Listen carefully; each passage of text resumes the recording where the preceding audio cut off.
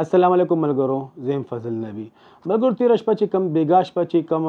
په کوډلي خور د چراټ یو کلی دی په هغې کې یو افسوسناکه واقع شوې وه چې هلته د خیال بهادر خټک د زامنو ودونه و، د دوو زامنو ودونه و چې په هغې کې د ډېرو خلکو چې کوم دی دا خبره کېږي چې رسګولې کوم هغه د علاقې د رسم رواج مطابق چې کوم د میټۍ هغه ډبي د رسګولو ډبي کم تقسیم کړي وو، نو په هغې خوړلو سره چې کوم دی نو 200 نه زیات خلک چې کوم دی هغه د فوډ پرایزنګ چې کوم دی ښکار شوي دي. ملګرو شپه وه، خلکو ته ډېر زیات تکلیف و او 200 خلک ډېر زیات دي په یو علاقه چې داسې بیماري غوندې وشي نو په هغې باندې ډېر زیات خلک ډېر دغه شي. او چونکې هغه علاقه داسې ده چې هلته نه د BHU درک لګي، نه څه نور داسې د میډیکل ټیکنیشینز داسې وي او نه داسې ډاکټر مقامي ډاکټر هلته په هغه ځکه چې هغه ډېره غریزه علاقه ده. 200 خلک چې کوم دی هغې نه د بیمار شوي دي هغې رسګولو خوړلو نه. څوک وایي چې دا د رسګولو په وجه باندې څوک څه وایي څوک څه وایي، به هر حال اب تحقیقات شروع دي، تحقیقات چې وشي هغې نه بعد پته لګي. ملګرو شپه وه،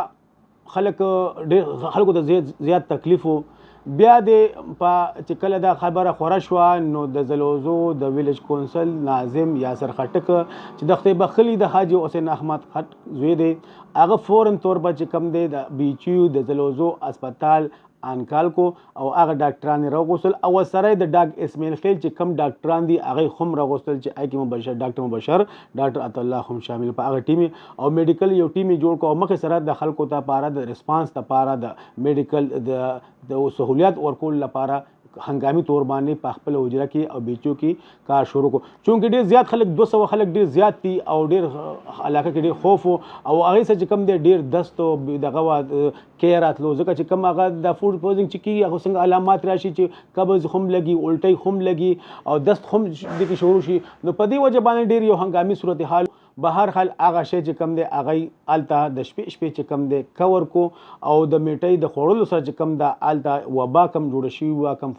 دغه جوړ شوی نو هغه خلک فوري طور باندې هغې ته ریسپانس میلاو شو او هغې ټول صحتمند هغې کور ته چې کوم ټریټمنټ هغې ته میلاو شو هغې کور ته لاړل. خو په هغې کې چې کوم دی یو 15 چې کوم دی هغه چې کوم دی ریسکیو هغه دغه کله مریضان چې کوم دی هغې کې زیاتر ماشومان او زنانه پکې هم وې او هغه ریسکیو کې او هغې اسپتال ته پبو اسپتال ته او پیښور اسپتال ته ریفر کړي. ملګرو پولیس هم انکل شوی په دې دغه باندې او علاقه کې خوف هم جوړ شوی دی په دې شیزونو باندې. موضوع هم دا چې یاره د واده په خوشحالۍ کې داسې یو خفګان سلسله چې شروع شي، مطلب دا چې دا چا شیطان یې کړو، چا سازش دی، چا څه دي، مطلب څه وجه سره، ځکه دی وایي چې مونږ 1200 خلک 1200 پیکټ چې کوم دي هغه مونږ تقسیم کړي دي، خو چې کوم دی میټۍ خوړلو سره چې کوم دی 200 خلک چې کوم دی هغه د فوډ پویزنګ ښکار شوي دي. تحقیقات شروع دي، پولیس د هغې تحقیقات کوي.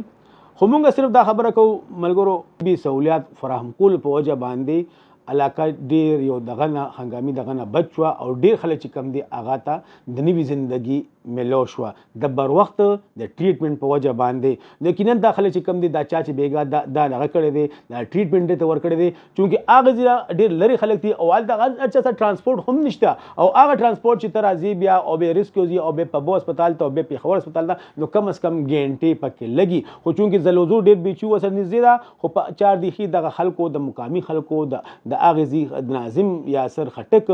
او نور چې کوم دی د طبي ټیم چې کوم دی د BHU هغه ځي عملې هغې فور تر باندې هنګامې دغه شروع کړو او یو طبي سهولیت یې ورکړو. نو یقینا ډېر خلک چې کوم دی هغه د هغې ته دغه نه چې کوم دی صحتمند شول.